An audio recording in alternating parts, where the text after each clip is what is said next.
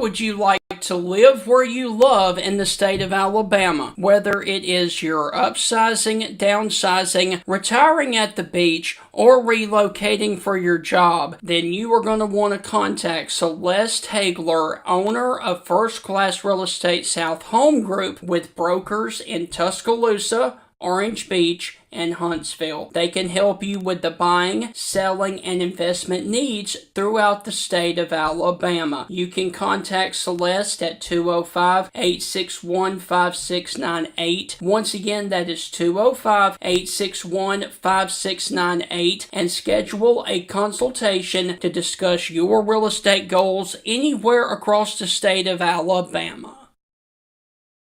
Jeff Bagwell of Honey Hole Fisheries right here in Tuscaloosa, Alabama, is a professional biologist who specializes in lake management. If you are interested in helping build the pond or lake of your dreams, or if you need help deciding if property you own is a good location to build a pond, you can contact Jeff Bagwell at 205-799-0192. Once again, that is Jeff Bagwell and Honey Hole Fisheries at 205-799-0192. Contact him today and let him help you build the lake or pond of your dreams, or also stock your pond or lake with fish that you most desperately need. For over 100 years, the Bank of Moundville has been a name clients can trust. The Bank of Moundville is more than just a bank. They're your neighbors, your friends, and your community partners. Their unique approach to financial education has always centered around families. They believe that financially strong homes today lay the foundation for a brighter futures for tomorrow's generation. You can call them today at 205-371-2227. Once again, that is 371-2227 to schedule an appointment to build your financial security. The Bank of Moundville is a member FDIC and an equal housing lender. And with that, I want to welcome you inside the Thursday edition of the Stingray Show. Hope all is well with everybody. And yes, we are going to be talking here briefly with a Mississippi State legend in the world of college basketball, as Timmy Bowers will join us in about 5 minutes from now at 8:30. But until then, let's go on ahead and do the pre-show. And today we're going to do the pre-show, and what we're going to do is we are going to go through the national day of today, and then in the post-show we will do everything else. Good morning, Stephen. How are you, man? Are you having a good morning, brother? Is it Yeah, a little crazy? a little bit, yeah, but I'm here. Now, Stephen, I don't know if you remember. What did I say yesterday? Yesterday was the 12th straight day or 11th straight day of snow on the 13. ground. It was 13? Yeah, Well, today is 14. right. And this is day 8, I guess, with the kids being out of school. I mean, Yesterday was 8, so today will be 9th. Yeah, that's correct. That's correct. Because today's Thursday. Yep. Yeah. So, man, this is insane, man. I will say a lot melted off, but across the county, I think there's 42 schools in our county, Stephen. Mm-hmm. That's, primary schools, elementary schools, intermediate schools, middle schools, high Right. schools, VOTEC schools, all the schools. There's 42 schools in our county, which is a lot. Yeah. If one school can't make it to class, if the roads are icy, or if one school can't make it, they cancel it for the entire county. Gosh, So- that's so stupid. I understand the thinking, like, well, you can't let this school get ahead because our county scores are. I get all that. I do. I understand it, but we live in what, 2026 now? Yeah. We think we could come up with something. I mean, COVID wasn't that long ago. Kids were learning at home on Yeah. iPads and phones and computers and laptops and desktops, and I Yeah. mean, we had virtual learning. They even made it classy. Instead of online classes, they called it virtual learning. Yeah. I don't know, man. It's Right. getting a little crazy. Uh, I'll say this: if I didn't have any kids, I wouldn't really be concerned about it. I got 4 kids. I'm getting stir crazy, Steven. Cabin Yeah. fever is setting in. It's Groundhog Day again. It's the same day over and over and over. Are you ready to do the National Day of today? I'm always up for it. Hey, real quick before we get going, did you? I know you heard about it because you sent it to me. I heard about it yesterday. The Trinidad Chambliss craziness with the Yes. NCAA. They denied him. Yeah, this like it shocks me. Well, both sides shock me. With Trinidad, I'm like, dude, your draft stocks is never going to be higher. Go Right. now, go now. You had a great season. Cash that in. At the reverse of it, you probably get paid more in Oxford than you would in the NFL. Yeah. So I understand that. But dude, I'm worried for him because I don't know the deadlines, and I will probably look into that either today or this weekend. Hmm. But what if he misses the NFL draft and doesn't get the chance to play? Like, whoa, Yeah. whoa. So yeah, I'm looking forward to finding out those answers. But I hope Ole Miss has a quick timeline. Like, hey, we need to know something by March Right. 15th. I made that up, but Yeah. this is insane, man. All right. Heath, I do have to ask you. All right, first off, we're going to start here. Today is National Chocolate Fondue Day of February the 5th. Nothing wrong with that. Chocolate I love fondue. chocolate fondue. Yeah. So, but I do have to ask you, what is fondue? I keep hearing about it, but I don't know what fondue is. And Heath froze.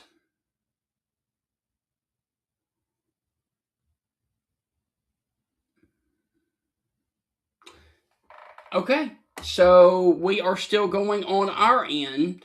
So apparently Heath is having technical issues. So with that, we are going to scrap the rest of the pre-show because our guest Timmy Bowers just joined us here on the Stingray Show. I'm going to run one of our advertising from one of our wonderful sponsors, and then we will get into the nuts and bolts of the Stingray Show. And when we come back right after this or this ad, we're going to start the Timmy Bowers interview. Ladies and gentlemen, Bill Ferguson of South's Finest Meats, the official sponsor of the Stingray Show, has a message for you. Everything we do here is fresh and custom made, custom to order.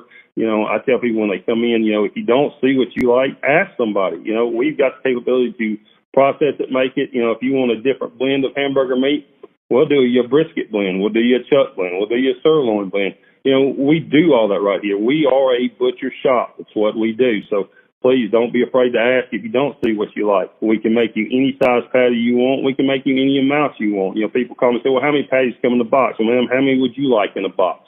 You want 12, we'll put 12. You want 25, we'll put 25. That's just one of the many things that South's Finest Meats has to offer, the official butcher shop of the Stingray Show. This is the Stingray Show, and coming up on this edition, we are about to be joined by a guy who played at Mississippi State in 116 games. He scored over 1,300 points, 300 assists, and 150 steals. He was the SEC tournament champion in Atlanta in 2002, and then the SEC regular champion there in the 2004 season. And then he went on to play overseas from 2005 all the way through 2020. Timmy Bowers, the Mississippi State point guard, joins us on this edition of the Stingray Show to talk about his long career there in basketball right after this. Hi, this is Tim Brando with a reminder. Look out, you're about to feel the buzz of Stingray. This is Stephen Ray, aka Stingray, coming to you live from Tuscaloosa, Alabama. I'm Heath Hopkins. I'm here in DeSoto County, Mississippi, right outside of Memphis, Tennessee. You know, Mark, I'm going to put you on the spot. Do you feel that responsibility to pay it forward and give some kid a chance coming up in the ranks, kind of like Tony did for you? Why do you think I'm talking to Stingray tonight? Thank you, man. I appreciate that. No, I mean, look, no. Hey, Stingray, here's the deal. When you get involved with Texas, it's like getting married to a stripper. and let me explain this. It looks good. It's kind of sexy on the surface. Yeah. But then you get the baggage, you get the drama, you get all that eventually comes with it. And that's what you get with Texas, and that's what the Big 12 learned. And Heath, any thoughts on our show moving forward? Hey, with the Stingray Show, if you don't like it, you better learn to love it, because it's the best show going today, baby. Woo! And with that, we want to welcome you back inside the real portion of the Stingray Show. I do not know what happened to Heath. He just froze on me. So what we had to do was we had to move on from the pre-show, but we will go back and do all of that in the post-show. But Heath, briefly, while I do share the show out, please let everybody know your fondest memories of our guest today, Mr. Timmy Bowers. You can't narrow it down to one. There's one question I'm looking forward to asking Timmy, but Ward number 15 for the Dogs. Had a great career. Was part of that little swing there for Mississippi State under Rick Stansbury that was seeing postseason success, SEC tournament success, and everything else. Those teams never made a Sweet 16. Yeah, but they were ranked high, seeded high, and everything else, and upset after upset in the tournament over and over. And I want to pick his brain about that as well. So, but Timmy Bowers was a player, man. Was a shooter. I heard when I was a young reporter, I kept hearing practice reports about Timmy Bowers is lighting it up like crazy. He is lighting it up. And his first year there, couldn't translate that at the very beginning of his career into the game, but he did eventually transfer that. But heard so many big-time practice reports about him just killing it at practice. So look forward to talking about his career. And I know we've had him on the show before. We've had some other things we've talked to him about. But just looking forward to catching up and talking to him again. And Heath, looking forward to also talking about all of his stops abroad, talking about the G League and all of that over there across the pond. So, ladies and gentlemen, please help us welcome to the Stingray Show and welcome back to the Stingray Show the one and only, the legend from Mississippi State, the point guard, Timmy Bowers. Tim, how are things with you this morning? Things are going well, man. How about yourself? Thanks you guys for having me. Oh, yes, dude. Thank you for doing this again. No problem. No problem. So, Tim, I got to ask you a fun question. When Dan Marino, the great Dolphin. So, Tim, yep, he froze again. So, Tim, I do want to ask you briefly, what are your thoughts on this current Mississippi State basketball team? I think, with, our team, Mississippi State, I think, just going around college basketball, honestly, with the transfer portal and, obviously the NIL stuff that's going on, it's hard to find a rhythm, man, because you kind of have different teams year in and year out. And so one of the things that makes you successful when you're playing college basketball is, that team continuity, that togetherness. And then, I just don't think we've really found that rhythm yet. Right. But I think we're at the midpoint now. I think we have like nine SEC games left. And Yeah. so, anything can happen, man. Anything can happen. We just started off slow. Um, but once we find the rhythm, I mean, we got a great player in Hubbard, obviously, and some more role players. And so if we can get a rhythm and find it and go into that SEC tournament and hopefully get some wins, maybe we can make a tournament push. Now, Heath, you're back with us, so try again with your fun question. I don't know what is going on. Yeah, we're a family of 6, but I am the only one awake in this house. I purposely kept the kids up close to midnight so I knew they would sleep in and I could do the show in peace. So I have no idea what's going on with my internet right now. But Timmy, thank you for joining us. The fun question I was going to ask is uh, uh, Dan Marino, the great quarterback in the 90s for the Miami Dolphins. He always talked about he grew up in Pittsburgh and he went to University of Pitt. And he said, well, when someone calls me Danny Marino, I know it's someone back home from Pittsburgh. When someone calls me Dan, I know it's from my NFL days in Miami. I see that your name at the bottom of the screen is Tim. Do you go by Tim now, or do you still go by Timmy? Or Uh, is Timmy one of those things like, that was a college high school name. I'm Tim now. Timmy actually was a basketball name that my high school coach gave to me. Okay. Everybody prior to that, they either called me Tim or Timothy. My mom actually calls me Timothy. But yeah, Timmy just kind of stuck, and it's just kind of became a basketball name, and so I use it when I'm, obviously talking to people about basketball, or people are trying to reference me, for basketball. But I go by Tim, honestly. So. Well, there you go. I will make sure I will make an effort to call you Tim and not Timmy for the Gotcha. remainder of this interview. Tim, I've heard so many people talk about Mississippi State. We should all retire the number 15, all the 15 jerseys for Tim Bowers, Jake Mangum, Dak Prescott. They start naming off all these great number 15s over the years. Mhm, Sleepy Robinson. They name them over and over and over. mhm. Are you up for having the number 15 completely retired, or do you like seeing the number 15 out there? Uh, Both. I think anytime you could have a number that you wore retired, a jersey number that you retired, that's an honor, right? That's kind of shows the significance of what you meant to a program or what you meant to an organization, and so that's an honor in that sense. But on the other side of it, we've had some great number 15s. I think it was I forget her name, a young lady that played on the Final Four teams, maybe the tall. I forget her name, but I think she wore number 15 too. Right. Obviously Dak and a couple of baseball guys, and so um, I love to see it out there. I love to see it. I love for the conversations to say who wore it best and different things like that. And so um, I might have been somebody before me, but I was one of the original 15s, and so Yeah. we'll So, whatever happens happens, man. But again, I'm honored to be in that conversation and to have worn that number as well. So. Mm-hmm. so, Tim, I guess I should have started off by asking you this. What are you up to nowadays? Okay, so I've been living in Houston, Texas for probably the last, what is this, 2026? So probably the last 13 years.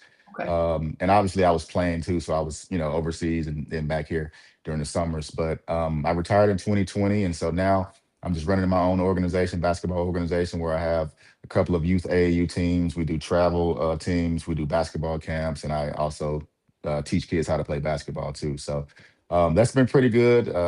Just building my clientele up, trying to build my business up, and just taking it one stride at a time, man.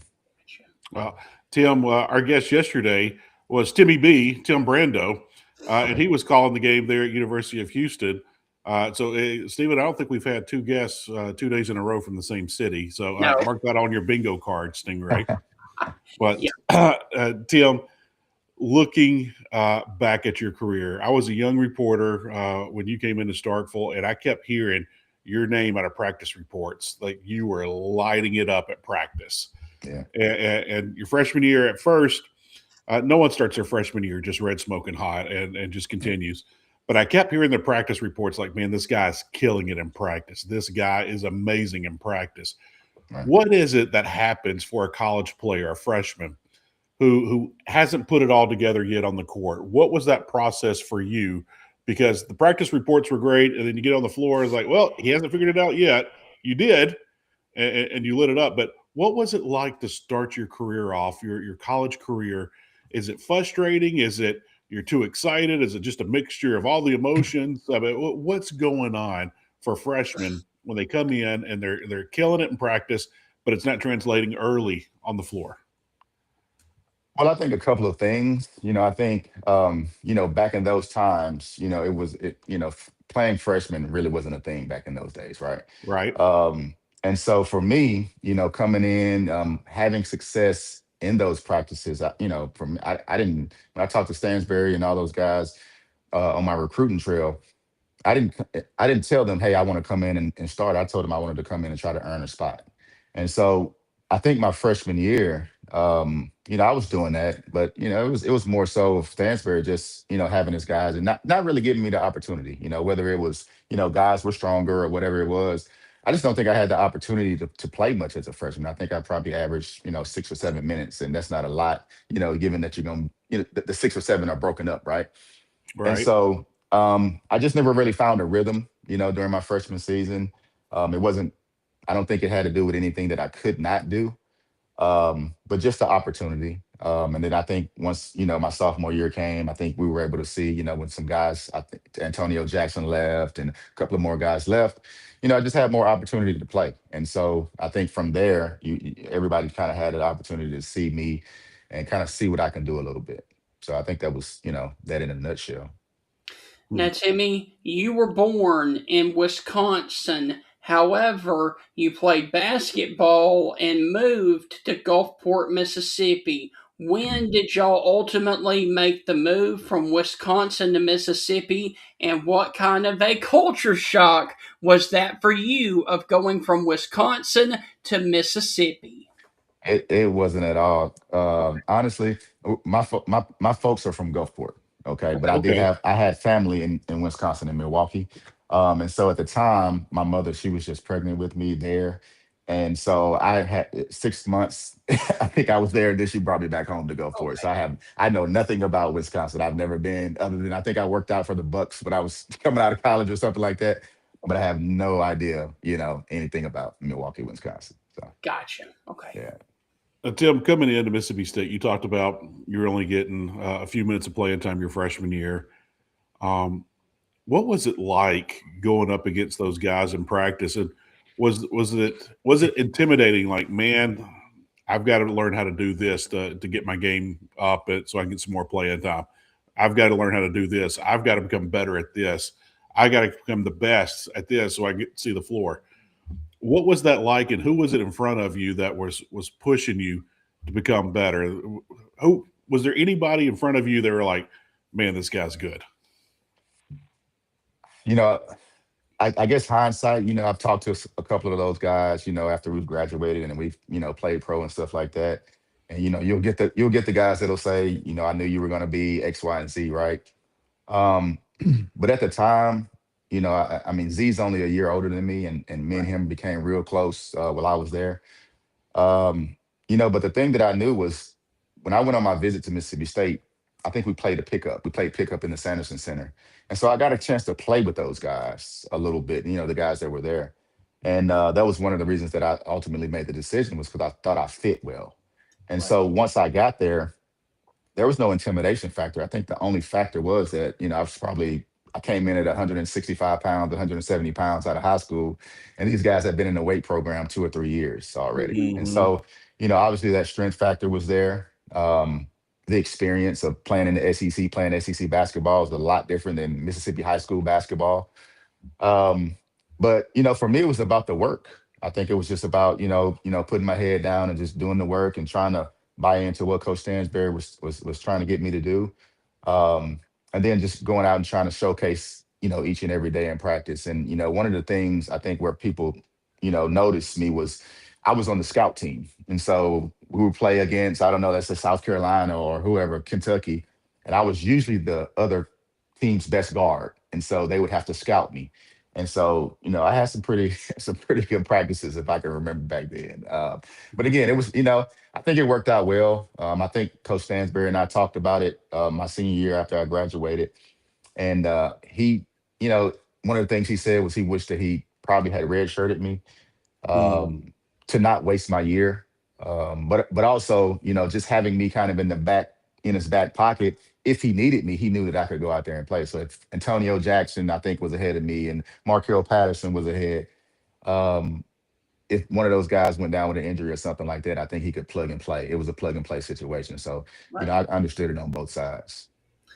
Now, Tim, the first game that you were on the roster for was in 2000 to the 2001 season. Mississippi State opened in Berkeley, California at Mhm. I remember that. California. Talk about that experience of going out to California the first time you were on the Mississippi State roster. Oh, that was exciting. I mean, it was I think that was a preseason NIT game, if I'm not mistaken. Um, and just to get an opportunity to kind of go and see what college basketball is all about. Now, I didn't play that game, but Right, just watching it, I think I remember Antonio Jackson having a great shooting game. I don't know if he had like 20, 25, 27 points or something like that. California has some really good players on their team. I can't remember the names, but it was exciting. It was an exciting opportunity. Again, to just see the pace. The pace was a lot different than high school. right. The physicality was a lot different than high school. And so that was kind of my welcoming moment to it. Now, again, I was disappointed that I didn't play, but you know, sooner or later I ended up getting in the game a little bit and kind of getting my feet wet. So it was cool. Tim, of all the places in Mhm. college, when you first started traveling, where was somewhere that you went like, man, this is pretty cool, whether it be West Coast or some legendary gym or somewhere that had a great atmosphere or whatever it might be, a big city. Where was a place that you went to and like, man, this is nice. I have to say, I think it was about our junior season. My junior season, we went to Madison Square and played in Madison Square Garden. Oh wow, And we played Xavier, and we ended up winning that game. And so that was my first time in New York. And just to be able to play in the Garden, man, I mean, it was, I get chills talking about it right now. Right. It was amazing, just to be able to be on that court. And so that was probably the best, in my opinion. So, Timmy, in the 2001 season, Mississippi State finished 18-13. What are some of your highlights from your first season and navigating becoming an SEC basketball player? Uh, year one, it was up and down, honestly. Hmm. I'd say, uh, I remember, I think the most I played was against Georgia, maybe at Georgia, I think. And I don't know. I mean, maybe I scored 9 or 8 or something like that. Um, I think we lost the game, but just being out there and able to, get 12 or 13 minutes, um, it gave me the confidence that I made the right choice. Right, That I picked the right school, or at least picked the right league. Because I'll say that after the season, I did think about transferring. To be honest with you, just because it was new to me. It was right, foreign to me to not play. I'd been Mr. Basketball, and I'd been a state champion, and from the time I was in the seventh grade, I'd always pretty much been the best player on my teams. And so it was new, and so it was an up and down season, and at the end of that season, I was thinking about making a move, but thank God for my mom, who right, has been my rock, since I was little.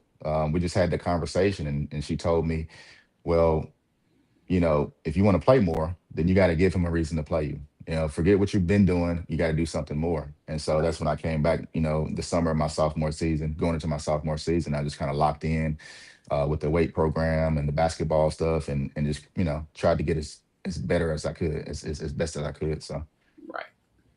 Tim, you're talking about you thought about transferring there after your freshman year. mm. Where were you looking at going? Uh, honestly, I didn't know, man.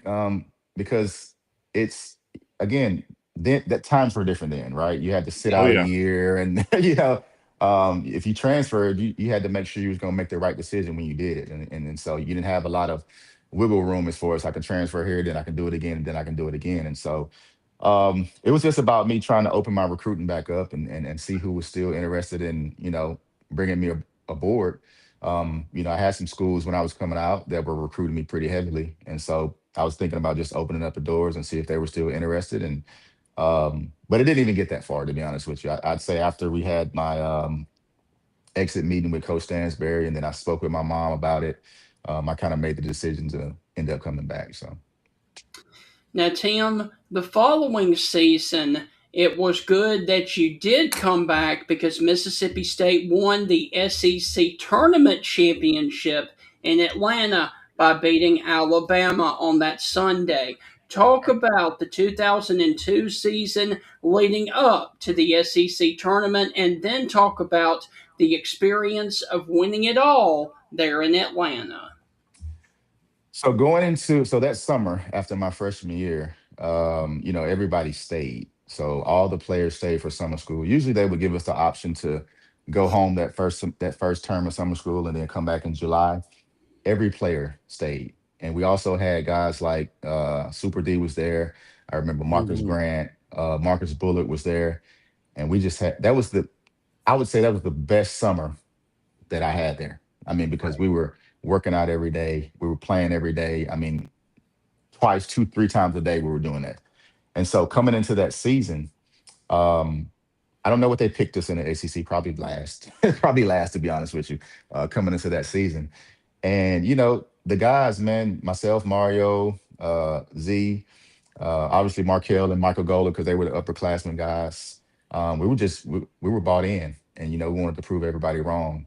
And I remember having I think it was like an inter squad scrimmage or something like that in the fall, and it was in front of all of the fans. It was like an open scrimmage, and I think I had like probably 38 or something like that in the scrimmage. I can't remember. I can't remember the exact number.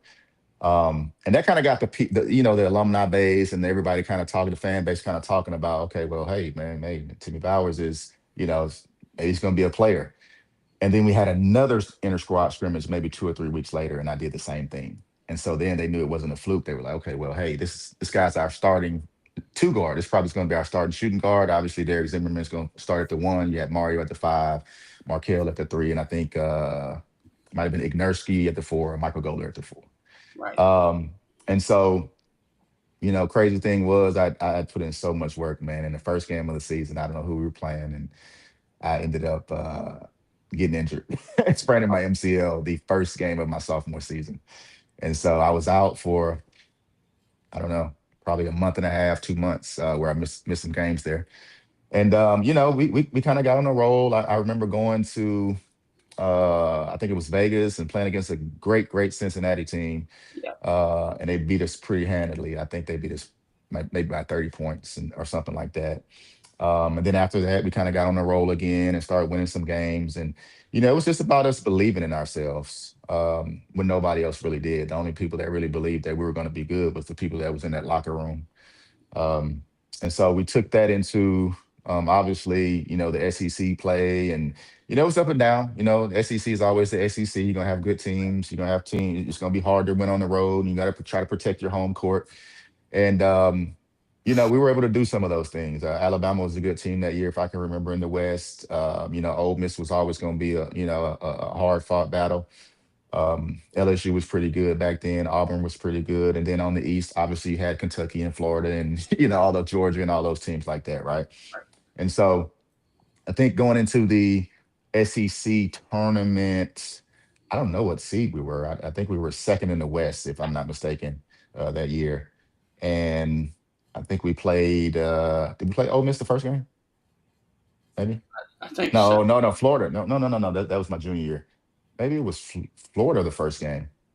I think it was Florida the first game that we played in the SEC tournament. And Florida, if you can remember, they had beaten us in Florida by probably 35 points. I mean, the game was it was. I remember we couldn't get the ball past half court in their press, right? So we made a few adjustments on their press break, and we ended up beating them, I think, in that first round of the SEC tournament in Atlanta. And then we played LSU and beat them, and then we played against Alabama, and then we were able to beat them as well. And so, just going through that entire season, I think we set the record for wins in that season. Winning that SEC tournament was special, man, Right. because, like I said, starting the season, nobody Not one person other than the people that were in that locker room thought that we could be, holding that trophy at the end of the season. So it was pretty special. Tim, you talked about that press, and I remember you guys. It just wasn't that Florida game. You guys kind of went through a streak of teams, and the SEC is a copycat league in all the sports. When one team finds out that you struggle with something or can't do something, they're going to expose it every game. And I remember there was like, I don't know, 3 game, 4 game stretch there where you guys really struggled with the press. And as you mentioned, you guys were having a hard time getting across half court in that Florida game. I remember people in the stands. Again, I was a young reporter, but I remember people in the stands just screaming, like, "What are they doing in practice?" It's like this was a problem 3 games ago, and they're not figuring Right. this out. Like, what's going on? And so, with that, because fans don't know Jack Diddley Poo squat, we know that. But what was going on during that time? I mean, was it something where I'm sure it was addressed at practice. I'm sure Coach Stansberry, in his little high pitched voice and losing it all the time, I'm sure he was screaming at you guys, losing his voice, talking about this press. But what was going on at that time, and why couldn't you guys pick up on that press there, that several game stretch there during the season? Honestly, um, for us, it was more technical. It wasn't about, the screams. I mean, you can yell at us all you want, but I mean, you have to make the chess moves, right? And so um, I think it had to be after that Florida game. Um, Derek Zimmerman just kind of went to him and told him, you know, hey, put me here and let me be the kind of catalyst to break this thing. He's fast, he's athletic, he's a great ball handler. He And was so so once fast. right, and so once we made that change, I can't remember who we had trying to break it initially, but once we made that change, we didn't have trouble with it anymore. And so I think that was just recognizing, the technical aspect of what needed to be done. And so once we did that, it was a wrap from there. A quick follow up question to Derek Zimmerman and his speed. How many people can you list? Is it more than a handful or less than a handful? More or less than 5 that are faster than Derek Zimmerman that you played with or against? Uh, oof, it's not many, man. It's not many, to be honest with you. He was insane. Not only was he fast, he was quick. He's quick. I mean, maybe 3, and they're probably just right at that same level. They're not faster. They're just at that same level as he had. But he was more athletic, to be honest with you. And so, You ever yeah. you ever look at guys like that? Like, God, why did you not bless me with that quickness and that speed? Like, Hey, man, I'd say you can't have it all, right? Yeah. You know?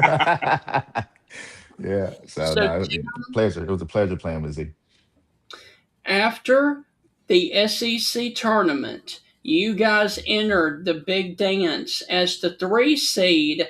Talk about that experience of playing both McNeese State in the first round and then number 6 Texas in the second round, please. So that first round game against McNeese, I don't know if we had played them already that season or maybe my freshman season or something like that. Usually we'll play them, in the preseason or something. So we were kind of familiar with, their players, their style. And so we just came out. We came out hungry. We came out ready.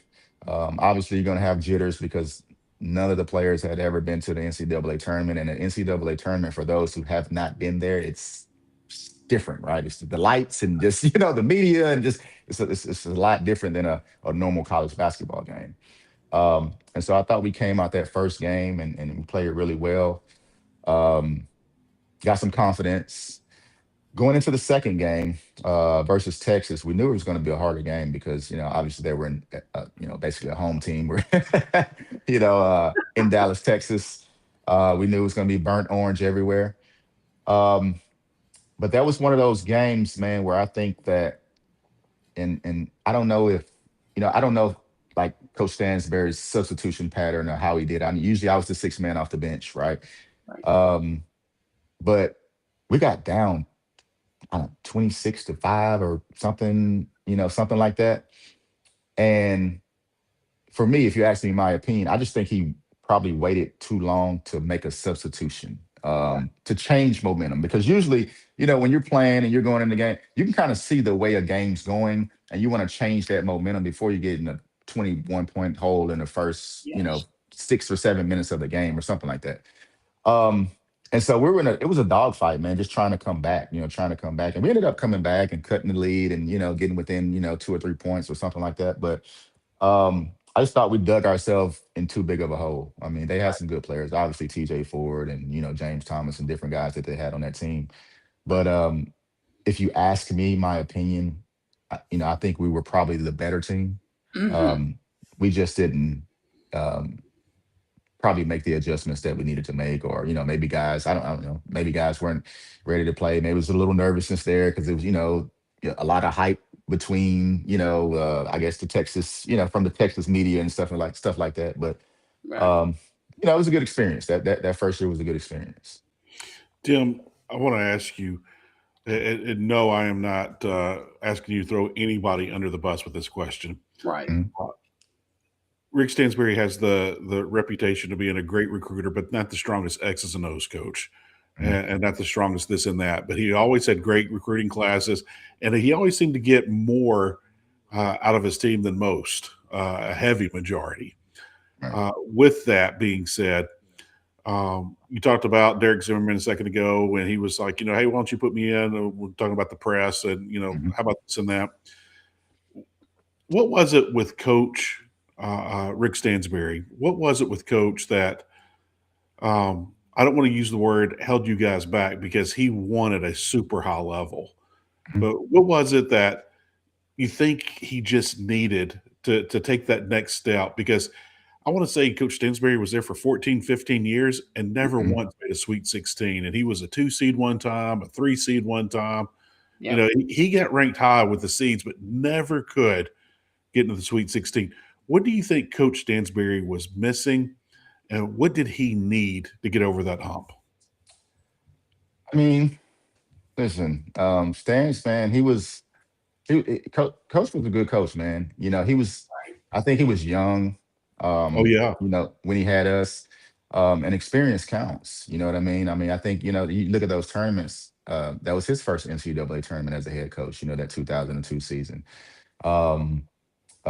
Understanding that you might have to make some adjustments. You can't play the same way that you played for 30 something odd games, and then you get to the NCAA tournament and think you can still do the same things. Right. Just making adjustments and stuff like that. But again, it doesn't fall on him. It falls on all of us. We're the guys playing the game. But if I could say anything, I would say, based on the 3 years that I was there, that we went to those NCAA tournaments, it's just probably an adjustment here, adjustment there, on the fly, like in the moment, because we can all look at the video and say, hey, woulda, shoulda, coulda, right? And I coach now, and so I understand that it's about seeing it when it's going on, and then being able to make that adjustment then to keep your team in the game, or to give your team an edge, or to swing the momentum, or what have you. And so I think that again, he was young. What happened after I left, I don't know. I was overseas playing or doing whatever I was doing, but I do know that he did make a Sweet 16. But sometimes it's about the matchups too. I mean, listen, my junior year, and I know we're gonna get to that in a second. We matched up with a Butler team that was, determined. It was a 5-12 game. Those games are always, dangerous at 5-12. And I think when we got selected in that tournament, everybody kind of circled that as the 5-12 game that could be the upset. It's like, why you pick us to be the upset? You know what I mean? But and then Xavier, my senior year, I think they were, I would say, the hottest team in the country coming into the NCAA tournament. And so sometimes it's just the luck of the draw, man. I mean, the NCAA tournaments it's hard. I mean, that's why it's such a watched event, because anybody can beat anybody. You see 16s beating ones and 15 beating twos and things like that. And so things happen. So it was just one of those things where we just probably couldn't get over the hump. Tim, you mentioned that 5-12 matchup. I'm sorry, Stephen, I didn't mean to cut you off, but you mentioned that 5-12 matchup. And I believe that was the Butler game in Birmingham, if I recall that correctly. A lot of things happened that day. I remember the military, the U.S. Armed Forces, retaliated for the 9/11 attacks during that time on that day, and I remember that was going on, and that 5-12 matchup. But I remember everyone was talking about the 5-12 upset, and none of the 5-12 games got upset, and this was the last 5-12 game for an upset. Right. Was there added pressure for you guys on that? Because you talked about everyone had circled it and talked about it. They were talking about it before the first game was ever played in the tournament. Right. But there was that.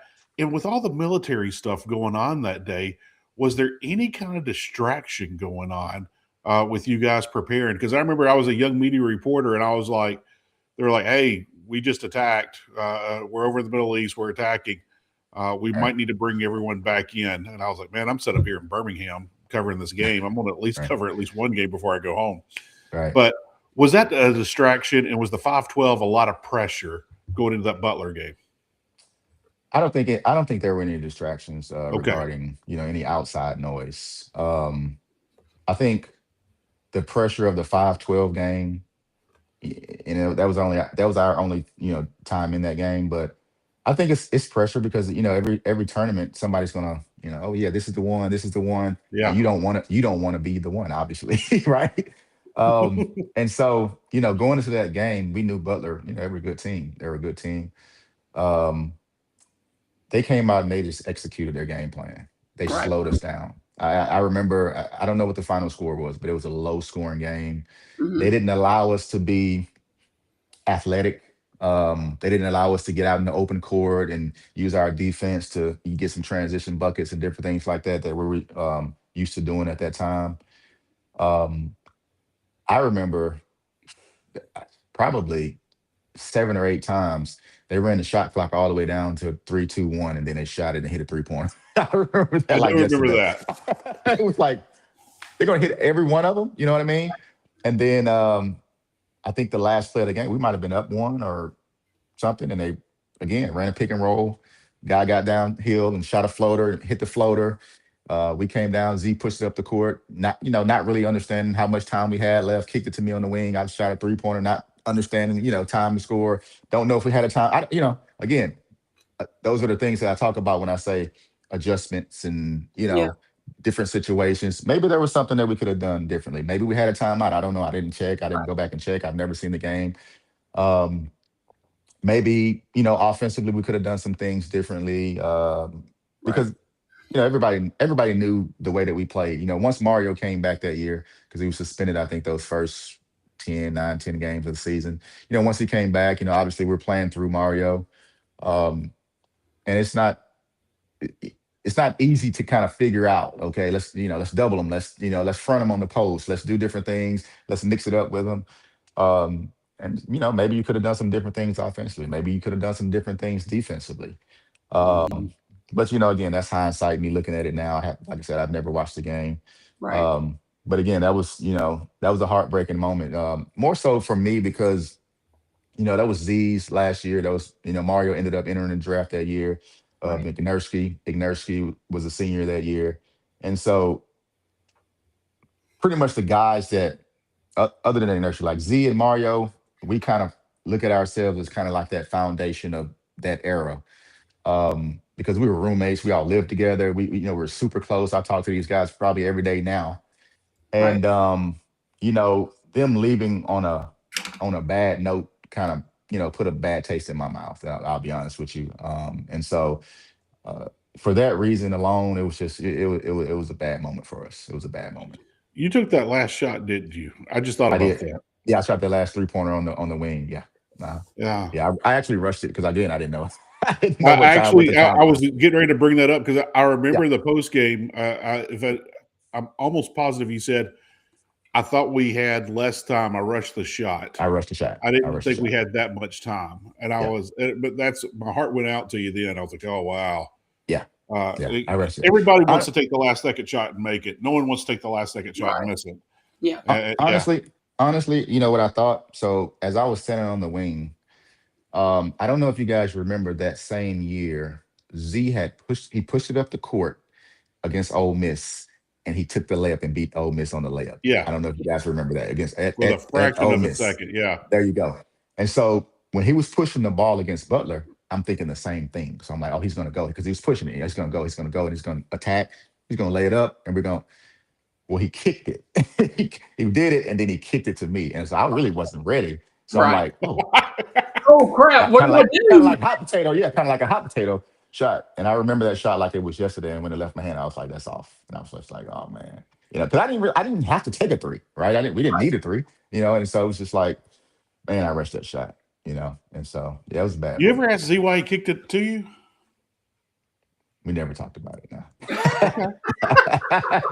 Okay. Never. So, Tim, let's move to your senior season. The Bulldogs finished the regular season with an incredible 25-2 record and clinched the SEC regular season championship with an 18-point deficit, and came back to win versus Alabama at Alabama. Talk about that game and that entire 2004 season for you guys. Okay, so I'll talk about the season. I'll lead up to the season. Okay. So ending that junior season, knowing that I guess one, two, three of our starters were going to be gone. Okay, I think myself and Ontario Hopper were the only two returning starters coming back for that 2004 season. Going into the summertime, not knowing what we were going to have. I mean, knowing what we were going to have. Obviously, Marcus Campbell's there, Wesley Morgan's there. As far as big Brandon Vincent's there, but they don't really have a lot of experience playing. And so my thing was going into the summer was just trying to be a leader, trying to be more of a leader. Let's put it that way. I was a captain. Me and Z were co-captains my junior year, but trying to be more of a leader. Just trying to figure out what I was going to do, how I was going to lead. Was I going to try to score more? Was I going to try to, whatever, right? And so we ended up getting Gary Irvin, coming in, signing from New York. And then I went to the USA team basketball trials in Colorado and did that whole thing, and I ended up meeting Lawrence Roberts. He was on my team up there, Mm-hmm. and so this was prior to whatever happened at Baylor. Prior to the Yeah, whole the thing that the happened. death, that murder. Yeah, Yeah. yeah, right. This was prior to that, and so after we left Colorado, that happened. Okay, and I remember Coach Stans and then Coach Cunningham, calling me to the office and saying that they were trying to get this guy Lawrence Roberts, from Baylor because of what just happened. They were letting him out and they could go anywhere they wanted to and play immediately. And I was like, Lawrence Roberts. I was just on my team in Colorado. You know Hmm. what I mean? And so it was like, they were like, really? I was like, yeah, I don't know him, but we talked a little bit, obviously. And so they hosted him, they brought him on a visit, and I was his host on the visit. And we kind of hit it off, just talking about different things. And his family is from the Mississippi Gulf Coast. They're from Pass Christian, Robin Roberts and all those people. And so Right. me being from Good Morning America, Gulfport, Robin and Roberts. Yeah. there you go. That's his aunt, right? And so me being from Gulfport and just those ties, and him wanting to give an opportunity for his family to see him play, his Mississippi family, um, it just kind of made sense, especially with Mario leaving. And Right. so we implemented Lawrence, and um, we go into that season. Obviously, Shane Powers there because he's redshirting my junior year. He redshirted off the transfer from Iowa State. So we know we're going to have Shane Power. We'll have Ontario Hopper, Winston Frazier, um, Gary Irvin's in. Now Lawrence is in. Brandon's here. So now we got a little bit of a core group to work with. But again, it's a new team. We don't know what's what, Yeah. right? And so I'm still trying to figure out, what I'm going to do because obviously I'm in my head, I'm thinking, I want a shot at the NBA too, right? I want to, I want to play in the NBA. I think Mario just got drafted, Zia just got drafted, and so, I'm thinking, okay, well, I'm playing well enough, and I can do some things. The thing that I didn't know was that Coach Stansberry was going to ask me to play the point full time because I was always a Mhm. two. I would back Derek Zimmerman up my junior year at the one, but Derek played 35, 36 minutes. So I would play the one, 2 or 3 minutes here, 2 or 3 minutes there. Um, but what he did at the beginning of the season was he came to me and he was like, I don't think Gary Irvin is ready to start at that one full time. He's like, can you do it full time? And I was like, I don't know, I guess. I mean, we'll see. I feel like I'm, I'm good. I'm a good enough playmaker. I can score. Right. Um, but I don't know if I'm gonna, mentally, like, I know that I can score really well, right? I can shoot, I can score. And it was some things that at Mississippi State that people hadn't seen me do that they probably would have been able to see me do my senior year if I didn't switch to the one, right? So I was thinking, okay, maybe I'd average 20 points a game, 25 points a game this year. But when he put me to the one, I took it in stride and I was like, okay, whatever you need for the team. And, you know, with Lawrence, I wanted to kind of see if he could play the same type of role that Mario played. Now, they were two different players. I honestly say that they were. Mario Austin is, in my opinion, that I've played with, the best offensive big man that I've played with. I mean, Okay. his That's very fair to say. his IQ, his skill level, the things that he can do on the court, his passing ability, just everything. Offensively, I've never played with a big guy that was that good. Lawrence is top two rebounding bigs, athletic bigs that I've played with because he knows he can rebound out of his area. He just has a knack for the ball, as we say. Okay. And obviously he can score too, but so they're two different players. So I don't want to, have a comparative contrast situation here. But when Lawrence came in, it was my job as the captain, my job as the point guard to make him feel comfortable. Because obviously this was a foreign environment to him.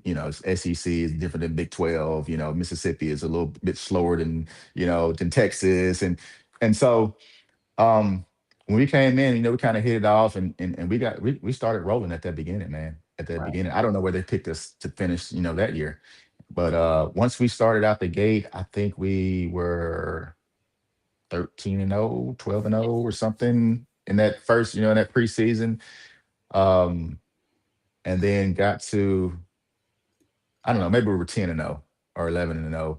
And then we started SEC play, and then the Kentucky game, the Kentucky game where we lost at the buzzer by one or something at the buzzer. But no, man, that was a great year. That was a great year. I thought that everybody bought in to what we needed them to buy into. Everybody sacrificed for the better good of the team. Go ahead.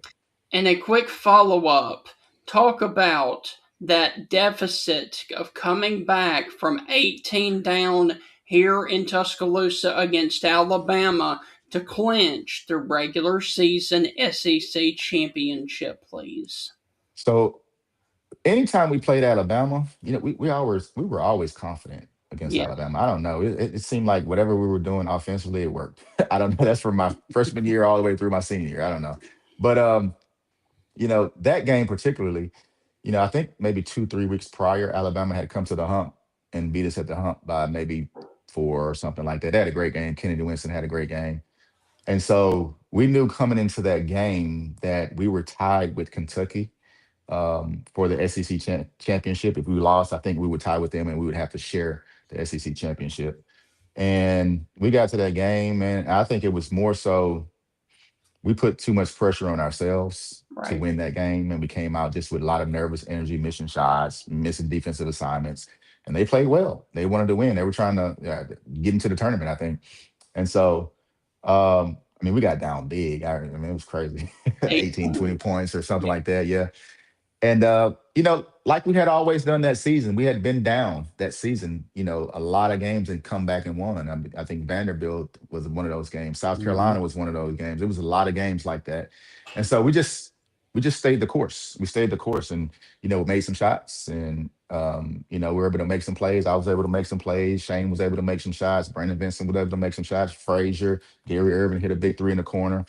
And we got some defensive stops. And again, we got lucky on a step out of bounds. We got lucky twice. I say we got lucky twice. Okay. So we got lucky with, I think it was Petway or somebody stepped out of bounds on the side to give us the ball. But also in that free throw opportunity, it was kind of a lucky call, I guess you'd say. Because, a lot of people was asking me about this over the years and they were like, was it planned? Was it this? Was it that? And, honestly, I don't know if you can see the tape from that angle. When the ref had the ball in his hand, before he gave it to him, I was already holding my hands up, telling him that I wanted to come in the box. Right. Okay. He saw me. The ref saw me, but he threw it anyway. He gave it to him anyway as I was walking toward the free throw line because he told me, yeah, come on. But he gave it to him anyway. And so when he gave it to him, he called back for it. Right. And the guy just he missed a free throw. You know what I mean? And so, that was kind of the luck of the draw. So, I always say it was destined for us to win the game because those two things happened, and we ended up, winning. So, Yes. Tim, I think I asked you this the last time, but that was not planned.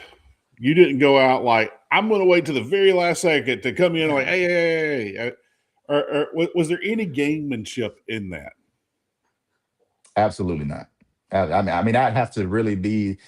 I mean, I like to say I'm a savant of the game, but I'd have to really, really be detailed as far as That would be knowing the petty. exact right. You know what I mean? Like, no. So it had nothing to do with me, trying to get him, trying to rattle him or anything like that. Honestly, it was just me, trying to get in the box so I can block out in case he missed in case he missed a shot. I think the reason that got out of control, especially, and of course, we didn't have social media like we did today. We had message boards Right. back then. Right. Right. But I think the reason it went out was because of our guest yesterday. Tim Brando He is did the the game. one who built that thing up and beat it to like he did that on purpose. He did that on and my very first thought about that was it's a free throw.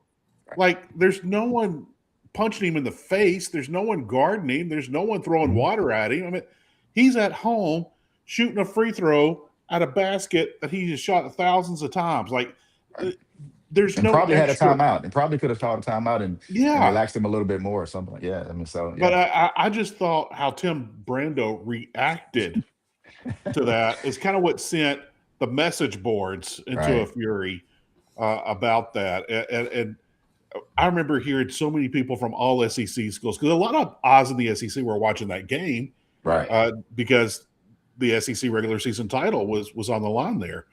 Mhm. And so I just remember so many people making a big, and I'm like, people, it's a free throw.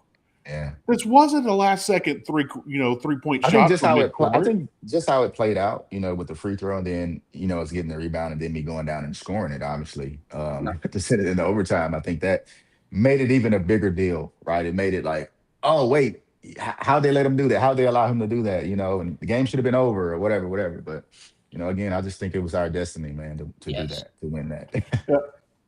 Tim, a fun follow up to that. I I can't remember if it was the next year. I think it was the next year. You guys go back to Tuscaloosa.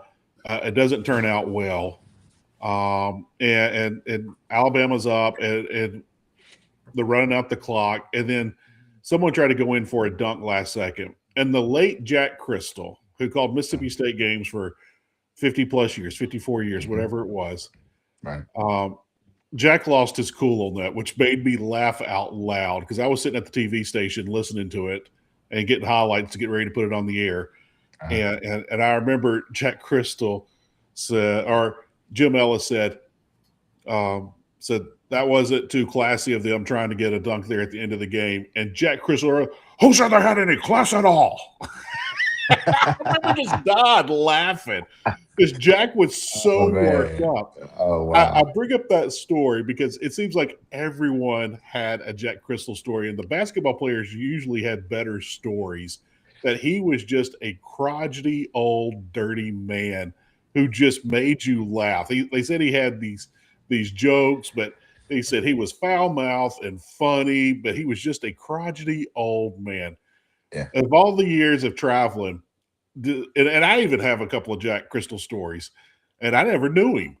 But with that, what is a Jack Crystal story you could share with us? Man, I'll be honest. I wasn't around him too much. You just kind of in passing, right? Just kind of in Right? passing. You can kind of hear him talking. And he's got that deep voice, and and I remember I remember he smoked cigarettes, if I'm not All the mistaken, time. and he would smoke anywhere. Oh, yeah. We'd be in a hotel, and there's no smoking in the hotel, and he light one up, and we're looking right like Z's looking like, and we're like, man, he's got a lot of pull. They don't care about what Mr. Crystal does around here, right? And so I think that was just the thing for me. It was just like the respect that he had, Right. everywhere that he went, everywhere that we went, people would know him, people would talk about him, people would talk to him, and from what I knew of him, great guy, obviously legend, when it comes to calling Mississippi State games, basketball, football, different things like that, but. The cigarettes. Yes. I got a quick cigarette story, and I think Benny Ashford told me this. I don't know if you remember Benny that Yes, of worked course. yeah, the TV Media Center. Benny taught us all. I have more respect for Benny Ashford than probably anybody in media. Him and Will Colmeyer, love those two Okay. guys. But I think Benny told me this at lunch one day. We were catching up. I think it was Jack's last year calling games. I can't remember if they were at LSU, but I think it was South Carolina. And it was before the game. Jack's getting ready, and he looks at Benny and he says some choice words, as Jack Crystal always did. Mhm. And, I want a cigarette. It's now they're inside I believe it's Colonial Life Center if it's in South Carolina. Okay. And so he said, "You see that girl over there? I guarantee you, she comes over here." He said, "I bet you I can get 5 or 6 puffs before she gets here." And so he pops in the cigarette, lights it up, and sure enough, she starts making a beeline. He turns his back and starts walking away. Yeah. He's just Yeah. breathing in that cigarette. "Sir, this is a non-smoking facility." "Ma'am, I'm so sorry. At my old age, I forget about these things. I apologize." Puts it out. Well, anyway, the game was stressful, and it gets to halftime. Hmm. He looks at Benny and goes, "You see that blankety blank over there? She's watching me." He goes, "And I'm about to have a cigarette. I'm stressed." And so Benny said he looked like a 15-year-old kid trying to get a smoke in before class. He said he popped that Wow. cigarette in, lit it, and he said he took drag. He said he was just Wow. taking drag after drag. He said she was making a beeline. "Sir, I told you this." "I'm so sorry. You were right. I will put this out immediately Oh my goodness. right Oh my now. goodness. You will have to remind me again."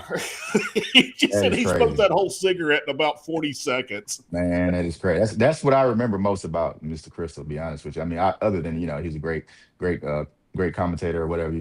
But the cigarettes, man, it was cigarettes. The I know as a cigarettes. student, I would, because I grew up listening to Jack, I would sit Uh, as close as I could to the table. And I'd either be that first row below the table or I'd be that first row above the table in the second mhm. section. But whenever the game got stressful, that was the first thing Jack Crystal would do was grab a cigarette. If you guys came out flat, he grabbed one. If you guys were getting pressed and couldn't break it, he would grab one. And it used to tickle me to death because we're like, well, we know Jack's stressed now.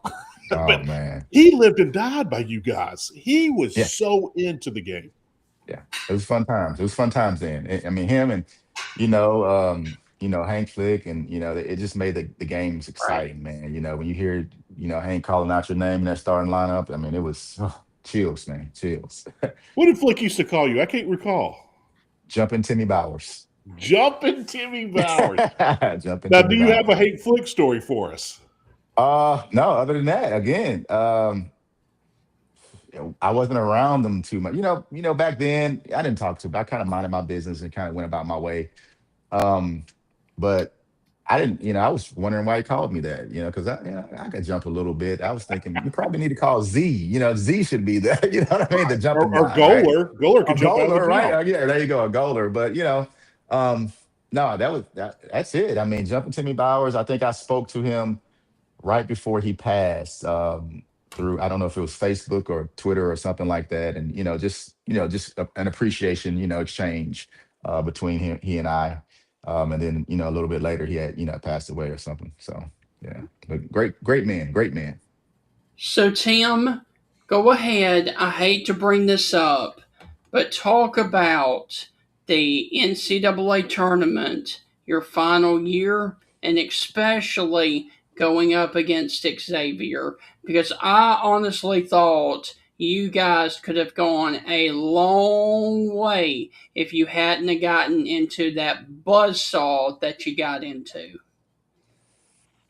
Another one of those games, man. I think we'd played Xavier. We'd played him my junior year in Madison Square. Then we played him again, I think at the Hump in December, if I'm not mistaken. And I think we handled them pretty well in December. When Right. it came down to the NCAA tournament, obviously we're basketball fans. I watch basketball just as much as I played it, and so I'm always paying attention to what else is going on around the country. And I was watching Xavier, man, and I was just like, I think they beat St. Joseph's, who were maybe number one in the country with Jameer Nelson and Delonte West that year, in the Atlantic 10 tournament, if I'm not mistaken. Mm-hmm. and I think they won 10 or 11 games in a row. And so, I told the guys once we got into that bracket, and I think we played, was it Monmouth, maybe Monmouth the first game, and then Xavier that second game. I told the guys, man, like, hey, this is a different team than we played in December. Okay, this is going to be a different game. It's going to be a dogfight. Did I expect it? Did I expect us to come out as flat as we did? I didn't expect that because Right. we'd had some experience by then. We'd gone to that tournament my sophomore year and my junior year, losing to Butler, and a lot of those guys were on the team. Lawrence had his experience, and he was a little bit banged up with an ankle injury. You're With a little fine. bit of an ankle injury coming from the ACC tournament. But I still thought, I liked our chances going into that game. Um, but man, they shot the lights out. And Yes. when I talk about adjustments and different things like that, um, it's not a lot that you can do when a team just His own. makes shots. They just Right. made shots. And I remember at halftime, going into halftime, um, we missed a shot. Kind of you take the last shot or whatever, they get a rebound. They got the rebound at I think our free throw line, shot it 3/4 of the court, and the guy made the shot. And I was like, wow. So we're going to halftime, and I don't know what the score is. We're down, but it's still a relatively close game. And I was like, look, man, like this, we've already taken their best shot, right? They've made a lot of shots in the first half, so maybe I'm thinking like, okay, they've shot their load. We can kind of adjust and get back to playing our style. And it came out the second half, and it was more of the same. And I was just like, wow, like wow. And so it's just one of those games, man. I guess teams have them every now and again. I mean, you can see, it happens sometimes. We watched Steph Curry in the Olympics a couple of years ago shoot the lights out right and just didn't miss. And so, Right. those types of things happen. Again, would I preferred it to not happen on my watch? Of course, Right. but it's just it's part of the game. It's part of the game. And so um, that was a dull moment, but um, for me, being able to win the SEC championship that year, uh, being able to get that number two seed, being able to be around those guys and kind of pass down the things that I had learned over the course of time where I was there, to the younger guys, the Gary Urbans and the Dietrich Slaters and all those guys. That was an incredible season for me. Yes. Even though we did lose, and I felt like we had I felt like we had a Final Four team that year. To be honest with you, but Tim, we fell short. I'm gonna ask you about a couple of your teammates. When's the last time you talked to Michael Onerski? Did he go back to Poland? What's Michael doing these days? Yeah. When's the last time you chatted with Michael? The last time was when I was playing. I was in Italy. He was in Italy, so we played against each other in Italy. So that was probably 20. Uh, I'd say 17 or 18, something like that. Yeah, he's And who back in got to Poland bet though. the who that night? My team won. Yeah, my team won. Yeah, yeah. We mentioned Michael Goller a second ago. I Mhm. was a lot of people forgot that Michael Goller played football after his He did. basketball career, and he blocked a lot of field goals. Mhm. Um, I don't know what the record is of blocked field goals in a season, but he's got to be close to it. That guy could just jump.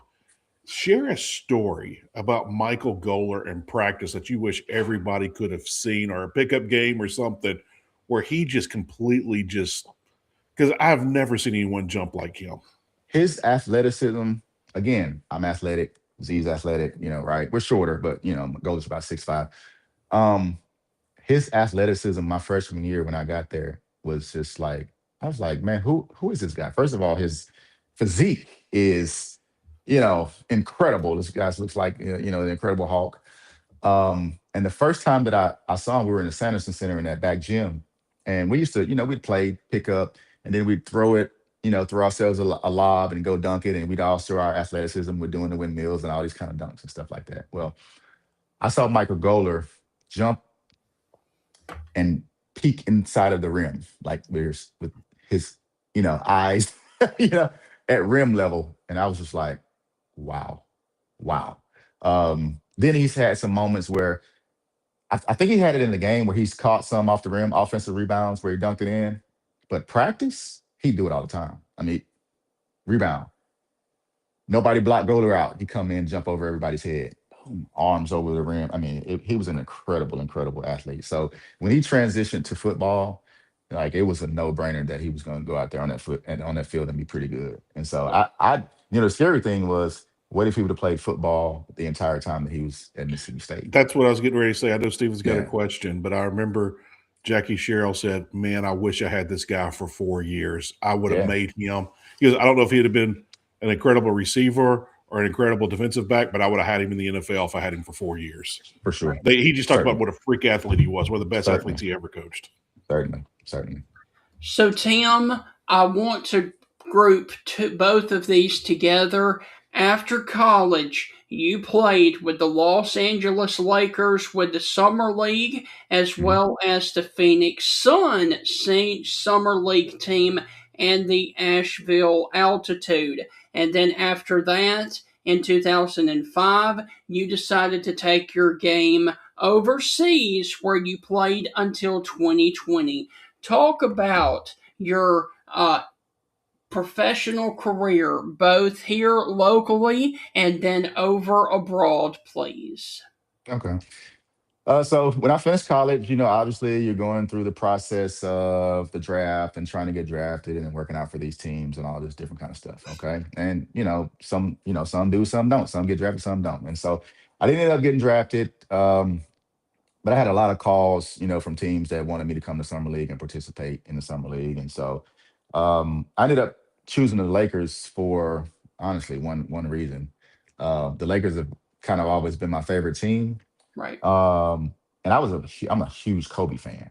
And Mm-hmm. so I'd heard all these stories about Kobe, the way he works out, wake up at 5 in the morning and stuff like that. Well, I got some of that same craziness in me, right? I do the same things. I wake up early, all these workouts all day. And so I was like, well, maybe if I go to the Lakers, I can get with Kobe and I can get in there and do some of those workouts with him. Um, and so I picked him for summer league. Now, Kobe, I think I saw him once. That he was. It was in. It was. He wasn't even on the court. It was. He was leaving the gym. He was in a Lamborghini, and somebody stopped him. He let the window down and said something, and then sped off. And I'd never seen him again. I'd never seen him after that. Right. But me going there, that was the sole reason I went there. Now I didn't even know who was on the summer league team, what was what. And this was the time where they had, I think Shaq had gone to Miami, Derek Fisher left, and so I thought the opportunity for me to make the team, even though I didn't get to work out with Kobe, was still pretty good. Um, but it was a, the NBA is a lot of politics. There's a lot of things, numbers games and different things like that. That if you've never been in it, you wouldn't understand it. You can outside looking in, like, oh man, he's good. He's good enough to do it, or maybe he's just not good enough. And that's not always the case. Sometimes it's just who you know. My agent knows this guy. He's the same agent as the coach, or whatever, right? And so going to that summer league that year was fun. I had a lot of fun. Probably didn't play as much as I wanted to when I did play. I think I produced pretty well. And obviously when I didn't do anything.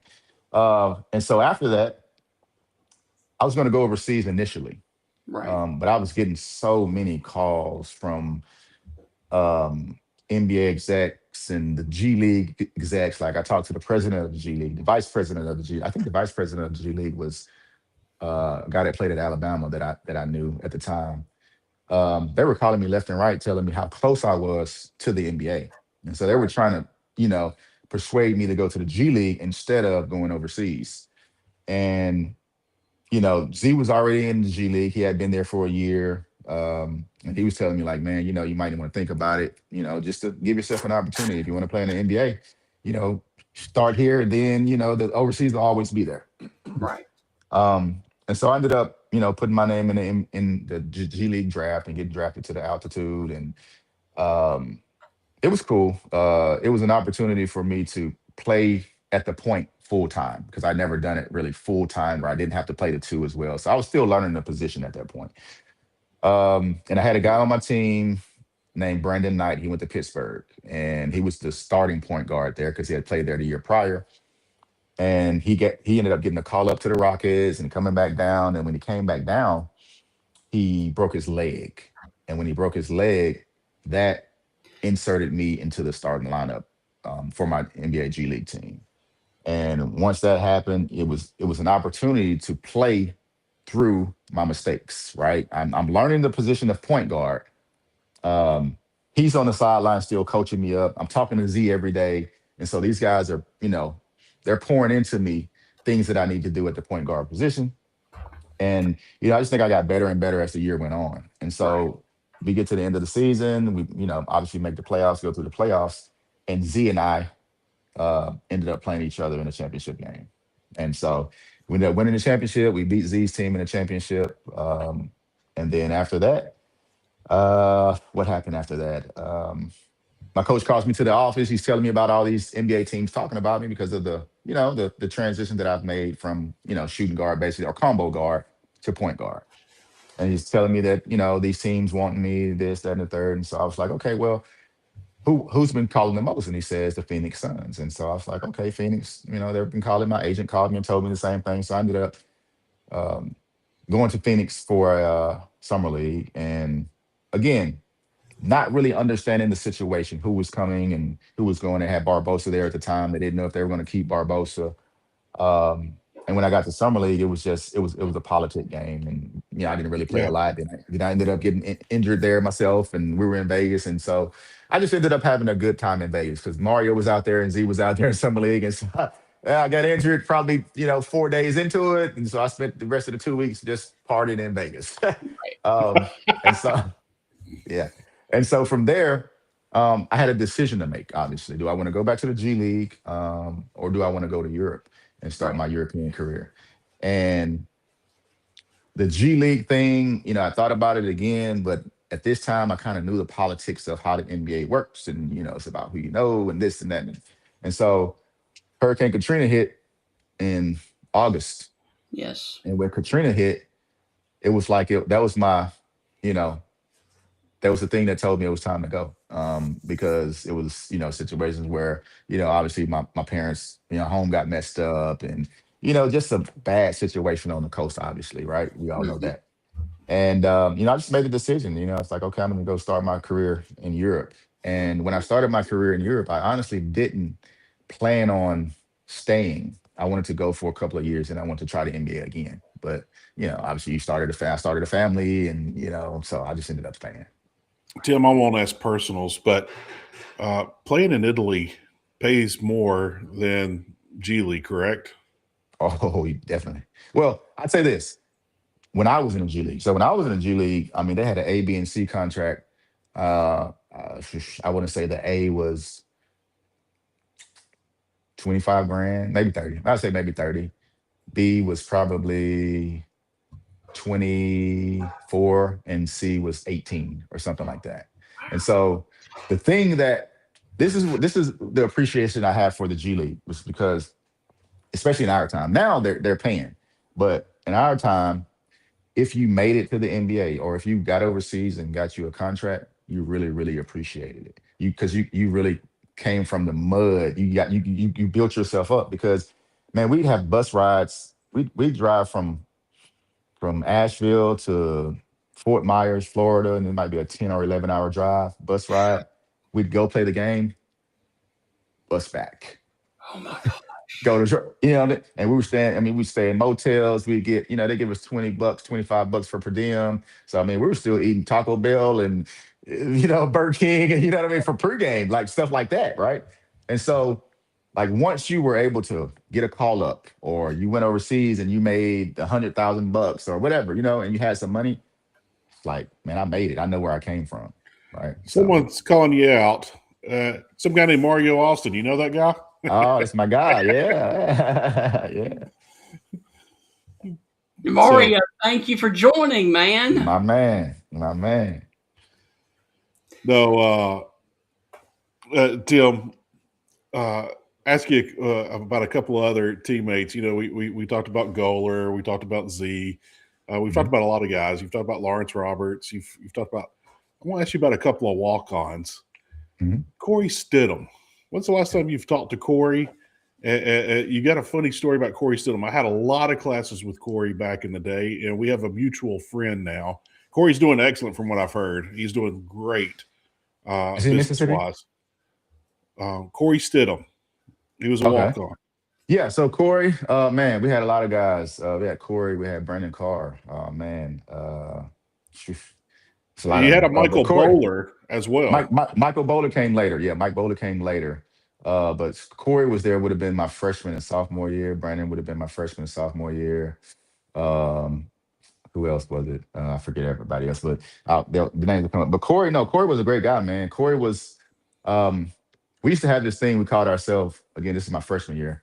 We called ourselves the Gold Team, and the Gold Team was the scout team, right? Right. Those were the guys that we're trying to get the starters and the reserves ready for the game.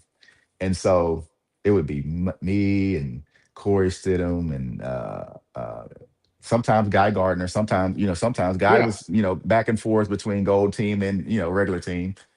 And BC, man, and we'd have a ball, man, because Coach Greg Carter would be our coach. Silky And he Smooth Carter, as Hank Flick used to there you call go, him. there you go, there you go. And he would allow us to do whatever we wanted to do. You know what I mean? He would just be like, hey, go. Hey, yeah, yeah, go at him. Because he knew, obviously those guys were walk-ons, but he knew I was a scholarship guy and, just trying to get go at him, go at him.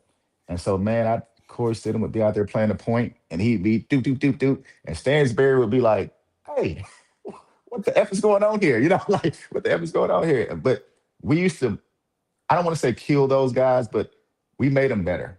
And Right. we actually, it was to the point where, like, if Mario's on this line, he can attest to this. Mario would say, "Hey, put me on the gold team," because he wanted to play with us because we were making them look so bad. I mean, Mario, Ontario Harper was on our team because he was red shirting that year. Um, but all of those guys, man, they were good guys, man. They were good guys. Corey Stidham was a great addition to the team for us. He was a positive in the locker room, worked extremely hard, and yeah, yeah. So, Tim, I do want to ask you because, there are different rules, like in Canadian football versus American football. Overseas in the European League, are there any differences compared to college basketball or the NBA here? I always say that college and overseas are synonymous a little bit because their rules are similar. Um, the only difference would be like you have professional rules, like you'd have like college had at the time I was playing, I think it was 35-second shot clock versus 24 seconds, obviously, over Right. there. The lanes, when I first went over, they were the lanes were like Right. a diagonal line. Now they've since changed them to the straight lines. What do they call that? International lanes, I Yeah, think, right. or They something used to like be. that. I They're not can't like that remember. anymore. They're like NBA lines Right. now. Right. The NBA has the defensive 3-second rule. So the defensive player can't stand in the lane for more than 2.9 seconds. He has to get in and get out, which is more so for entertainment purposes. So he has to get out. Guy comes in, he dunks the ball. Right. Overseas, it's just like college. You can stay in there and be in help side the entire time. Um, Overseas is in my opinion is way more physical. It Okay. is way more physical. Because I think, and this is just my opinion, just playing summer league and stuff like that and watching it. In the NBA, they try to protect the players, so they'll call little tick-tacky fouls and put these guys on the free throw line. Overseas, I mean, you get knocked to the floor, referees been like this right here telling you to get up. And so it's it's a lot different as far as the physicality of the game. Um, the the way that they care about the game is a lot different too. Again, I'd say that's more compared to college because college is every game matters in college, whereas overseas every game matters too. In the NBA, you play so many games that guys are doing what do they call it now, where they're taking the rest, they're resting, their Workload. workload, right? Their work management or whatever it is, and so you can't afford to do that overseas Right. because if your best player misses 2 games, man, you can go from number 3 seed to ninth seed, or a 1 to 6. And so you learn to play through injuries, you learn to play through sickness, you learn to play through all types of things that you have going on. Is that fair? I don't know. Maybe not. But it makes your mentality different, as far as your take on the game of basketball. And so for me, it was good. I like that. I enjoyed it. I'm going to play if I got a sprained ankle and I can play and I can run. I'm Right. probably going to play. I'm not going to sit out. Now, if I can't walk or can't run, then okay, I might sit out. But yeah, that's the differences. Mario chiming in. It's hard to play overseas. You're Oh, telling okay. it right. Yeah. And I've always heard from Mario, everybody that's been on this show, I've always asked this question. I asked this question to you last time, but for folks that didn't hear that show originally, um, Americans don't get the calls when they first go over there. It takes a long time for you to start getting calls over in Italy, correct? Yeah, I mean, my first years were I played in Israel my first 4 years, and then I went to Italy. But Italy is different. It was one of the better leagues, when I got there. Um, but the thing about American players is that we're a lot more athletic than their domestic players, and so what they do is they'll try to slow you down with your first step. And so instead of like let's say we're catching it and we're doing a triple threat and we're ripping to the right, they're going to take that away because it's so fast that nobody can guard that in Italy. So what they'll do is they'll call travel on you every single time that you get there. You'll get your first game, you probably get 5 or 6 travel calls on you. And you're like, what do I do? What do I do? You're just working on stuff you're just doing stuff that you've been working on your entire life in the United States. And so they make you take a cross step with it, and that slows you down a little bit so that they can guard you. But the longer you're there, the longer you're there, the more you learn how to improvise and still use your first step with it. So So, Tim, I've got two questions left for you. And the first off, this has been a blast. We really do want to thank you for joining us. The first one, you played in 116 games at Mississippi State. Which mhm. game that you played in means the most to you and why? Oh man, it's a lot of games, obviously, but um, there's a couple, if I can say that. I mean, obviously, I think that first NCAA tournament game, um, because that was everybody's first. You know what I mean? It was everybody on that team's first. It was Coach Stansberry's first. And so that first McNeese State game my sophomore year, that meant a lot. Just from what we'd come Mm-hmm. from the NIT, the previous season to not probably being picked last in that year, and then being able to make the NCAA tournament and play that first game. Obviously that meant a lot. I think that SEC tournament championship win that same year. That was big, big for the program, big for, because, we are trying to build a program at that time, was big. And then obviously, the Alabama game, I think as far as my own legacy, I guess you'd say, kind of cemented myself in, some Mississippi State history there. But more so because we won, the outright SEC championship, which I don't think we've only probably done twice in the history of the school, Yes. and hadn't done since then. And so um, those three those three are probably the biggest. I've had other games where I've had pretty decent games, I'd say. Right. But no, those three, if I can think, right off the top of my head, the Alabama game, winning the outright SEC championship, the SEC tournament win, and then that first NCAA tournament game. So, Tim, to wrap this up, and since Mario is here with us in the comments watching, what is your favorite Mario Austin story that you enjoy telling that always gets a lot of laughs between you guys? Okay, so that SEC tournament game, that run in Atlanta. Well, Mario and I, we were roommates from freshman year all the way through to the time he left, right? So that's we talk every day. Okay. That's one of my best friends to this day. We like brothers, right? And so the SEC tournament run, we were in the hotel, and Mario always had this thing for Dr. Peppers and Dr. Peppers, and Nothing wrong with that. something wrong with it when you're a basketball player, right? And so um, I remember being in the hotel, and he's like, "Man, Bowers, man, I'm gonna go downstairs, man, and get me a Dr. Pepper." I'm like, "Man, dude, we got the championship game tomorrow. We got what you talking about, Dr. Pepper?"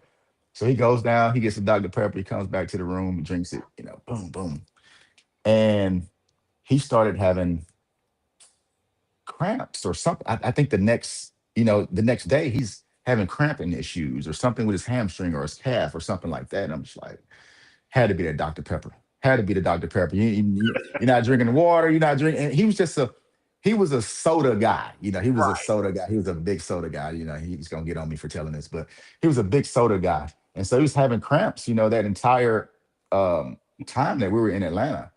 But for him to be able to overcome the cramps, they Right. were doing therapy on him. They were doing this, doing that. For him to overcome the cramps, come out and play the way that he played in that SEC tournament and ended up winning the SEC tournament MVP, just speaks volumes to the type of player that he was, man. Right. Like I said, I told you guys earlier, no disrespect to anybody that I've played with, any big person, he's by far like that best offensive player that I've ever played with. Just his like again, his IQ, the things he could do coming into college without being taught how to do them. Right. The first time I seen him in practice, I was like, "What is this guy doing here?" You know Yeah. what I mean? What is he doing here? Um, and he ended up just falling in love with the process of getting better. Being around myself, being around Z, falling in love with the process of getting better, and we made some history together. So Wow. yeah.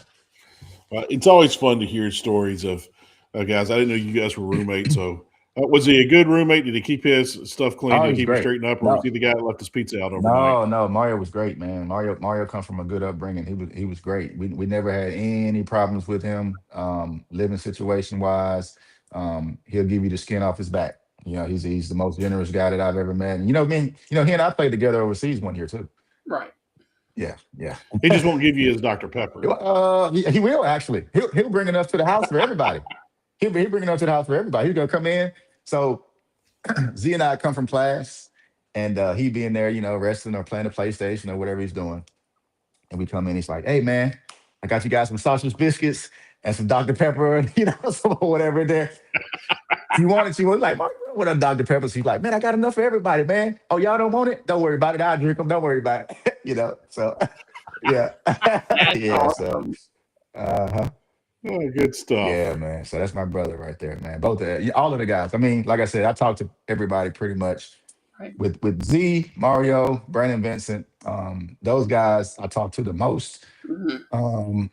We have a chat group where we have everybody in the chat group with Shane and Bowler and just pretty much everybody who's kind of in that era.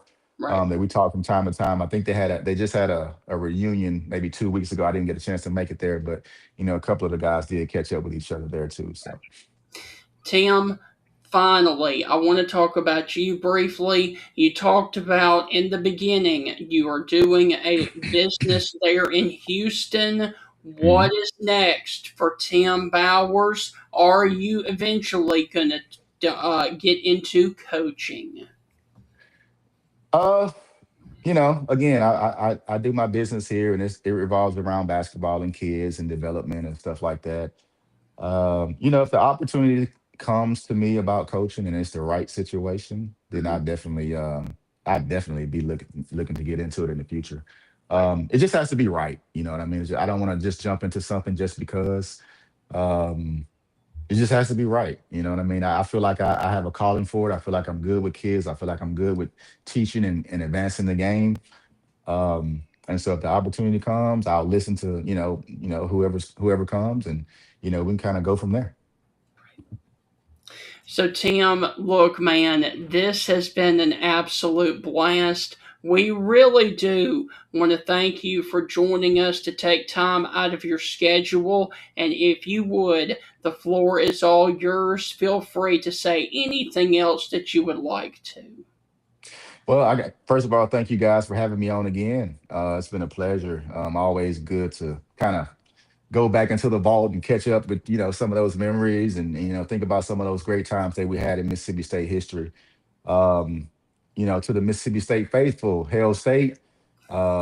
I'm looking forward to getting back. I still hadn't been back for a basketball game since I've left, Right. just because of scheduling and I was playing for so long and scheduling, and then the season. Then I live here in Houston, but I'm looking forward to getting back to Starkville actually for a basketball game and just being a part of that environment and trying to help bridge the gap between the past and the present, right? And build some history with that school, and it starts with the history to create that culture that we need. And I'm just looking forward to all things Mississippi State, man. I think we're in a good space right now, especially with the way things are with the NIL, and obviously transfer portal and stuff like that.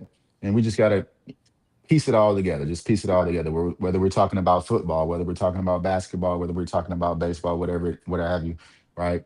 I think we have a good university, a great university, a good program when it comes to athletics, and I'm just looking forward to being a part of um, all things Mississippi State. Yes. So, Tim, look, man, have a wonderful rest of your Thursday. And before we go, I do want to get your prediction. The Super Bowl is Sunday. Who do you have winning, New England or Seattle? Um, I'm gonna go with the Pats, man. I'm gonna go with the Pats. I think they have, both teams obviously have a good quarterback, Right. but I just think it's the post Belichick era. Yes. I think they've kind of come back into the fold, and I just think it's their time. It's been good. They've been pretty good all year.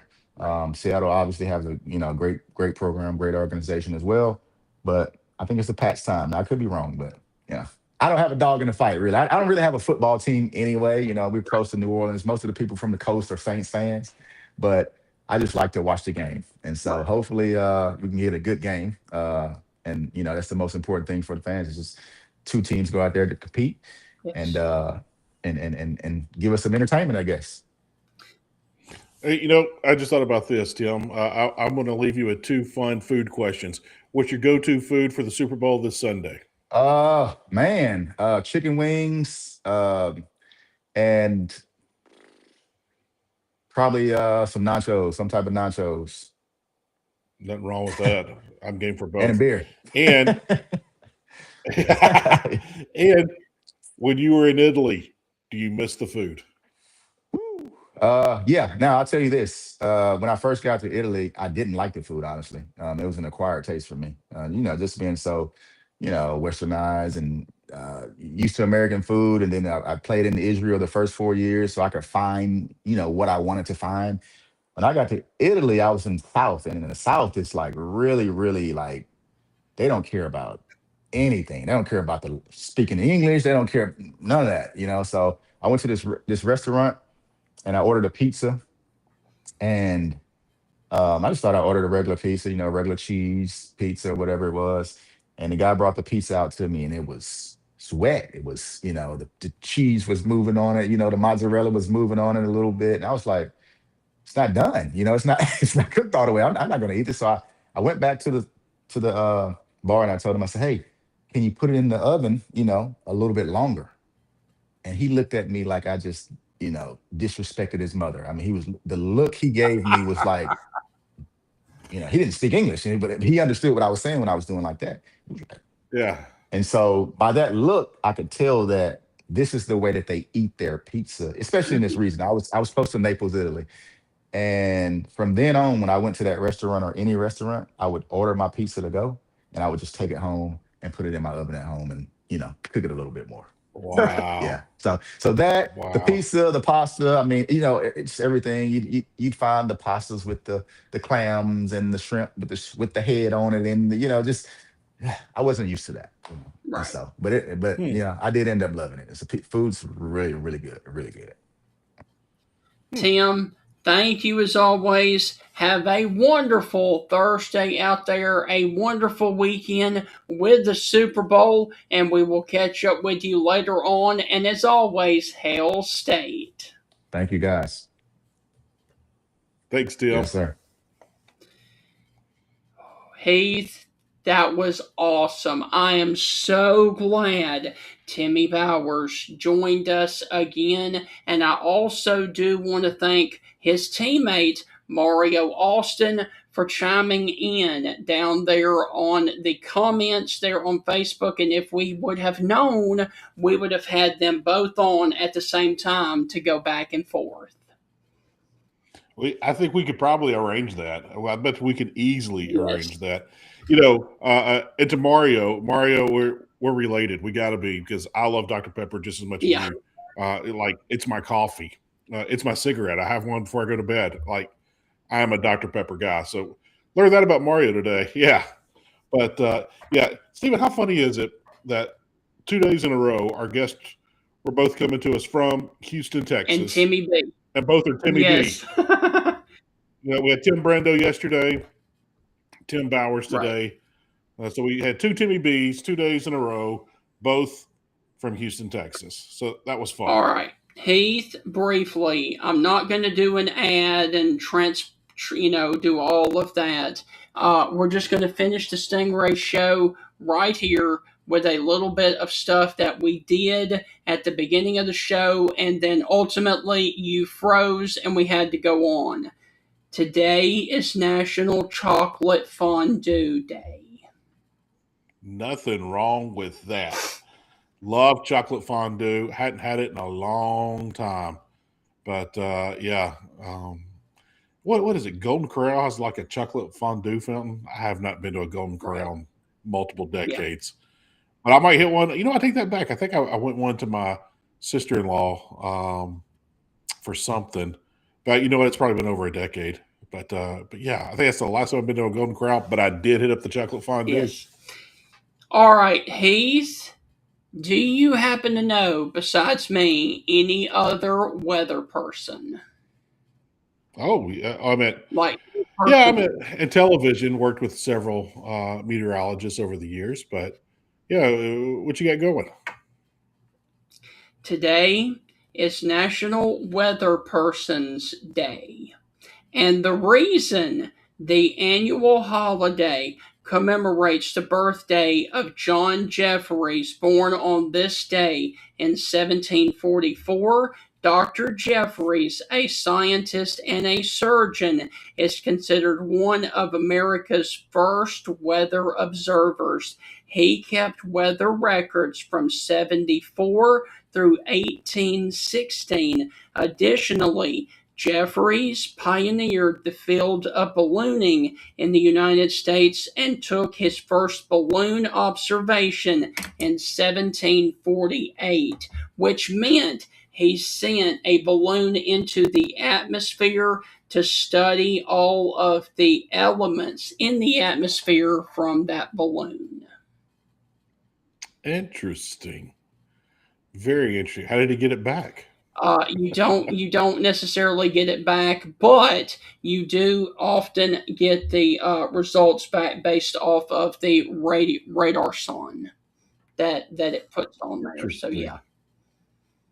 And the National Weather Service do balloon launches still to this day, twice a day. Really? Sure do. Fun stuff. Look at all the weather stuff we're learning today. Yeah. Thank you, So Stephen. I had to throw that in there before we got out of here. All right, and finally, on the birthdays today, we have two birthdays of sports people, and we will end with this. Today is the birthday of the man who hit 755 home runs during his career. He was born in 1934. Hammer and Hank Yes, Aaron. sir. Yep. Love Hank Aaron. I heard Hank Aaron tell a story when he was poor, going through the minor leagues and trying to get things together before his professional career took off. He despises peanut butter because he had to eat it for every meal. And he said, still this day, me and peanut butter don't get along. I love peanut butter, but if I had to have it for every meal, I may not care for it. But Hank Aaron, gentleman of the game, a lot of people considering Hammer and Hank he's still the true home run king. But not only a great home run hitter, but a great player, a great base hitter, and from what I've read and heard, a wonderful teammate. And I don't know if the Atlanta Braves still do it, but when Ted Turner owned the Atlanta Braves, he made sure that there's always a locker open for Hank Aaron in the locker, and they hang a Hank Aaron jersey in there. And even when they moved to Turner Field, which they used for the Olympics in 1996. So for the 97 season, Hank Aaron still had a jersey hanging with the Atlanta Braves. So I don't know if the Braves still do that or not, but yeah, Hank Aaron, man, class act. Heath, on the Stingray Show today, we have talked about basketball with Timmy Bowers. We just talked about baseball with Hank Aaron. And Heath, we're going to end it with the third major sport that we cover. Today is the birthday of an American Football Hall of Famer who was a major star in the NFL. He was born in 1942, Mr. Roger Staubach. Oh, wow. Roger Staubach in the Ring of Honor for the Dallas Cowboys. Was there at Navy. I believe he won the Heisman Trophy when he was at Navy. And yeah, wow. Roger Staubach. He is very, very well respected all across this country by Cowboys fans, by folks from the military, people used to watch. Your grandfathers and great grandfathers still tell stories of Roger Staubach. You might want to listen to And them. Heath, how about that, man? Basketball, baseball, and football all together on this edition of the Stingray Show. And if you talk about the snow in my front yard, we covered hockey too, and the ice on the roads. So, all right. So, guys, that is going to wrap up the Timmy Bowers interview and the Timmy Bowers episode. Hope you guys have thoroughly enjoyed it. We went an hour and 50 minutes today, but it was amazing content talking about the history of Mr. Timmy Bowers playing basketball at Mississippi State, here in America in the NBA, and then also abroad over in Israel and Italy. We are going to return tomorrow morning at 9 a.m. when we will do a fun show and continue to talk about the Super Bowl. That will be tomorrow on the Friday edition of the Stingray Show. We have done enough. It is time to sign off before people get bored. Heath, we will see you guys tomorrow. Have a wonderful rest of your day. And I will tell you, Heath, when you see me tomorrow, I will look a little bit different because this afternoon I'm going to get my ears lowered. And I desperately need a haircut. So I'm going to get one. I'm just glad you didn't say you're getting your ears pierced. No.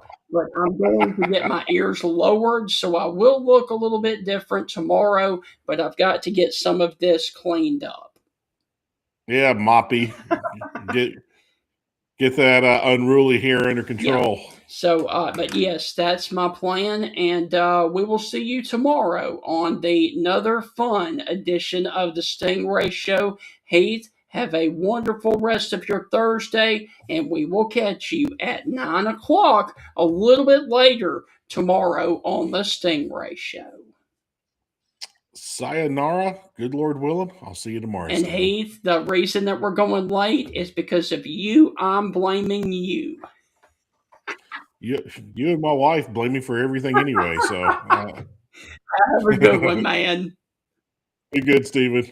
It's a new year, and now is the best time to review your insurance policies. With a helpful customer service team here to serve you in Alabama and over in Mississippi. For all of your auto, home, life, and business insurance needs, call the Jeff Nee Agency of Alpha Insurance to create a customized plan to protect your family's home and autos. You can stop by his office at 3428 McFarland Boulevard in Tuscaloosa, Alabama, or simply call 205-462-8192, or call the number on your screen right there. And remember, with Alpha Insurance, the more you protect it, the more you save. Reach out to the Jeff Nee Agency of Alpha today for all of your auto, home, life, and business insurance needs.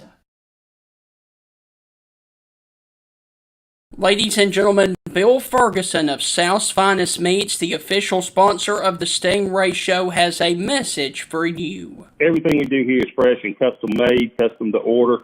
I tell people when they come in, if you don't see what you like, ask somebody. We've got the capability to process it, make it. If you want a different blend of hamburger meat, we'll do your brisket blend. We'll do your chuck blend. We'll do your sirloin blend. We do all that right here. We are a butcher shop. That's what we do. So please don't be afraid to ask if you don't see what you like. We can make you any size patty you want. We can make you any amount you want. People call me and say, well, how many patties come in the box? Well, ma'am, how many would you like in a box? You want 12, we'll put 12. You want 25, we'll put 25. That's just one of the many things that South's Finest Meats has to offer, the official butcher shop of the Stingray Show.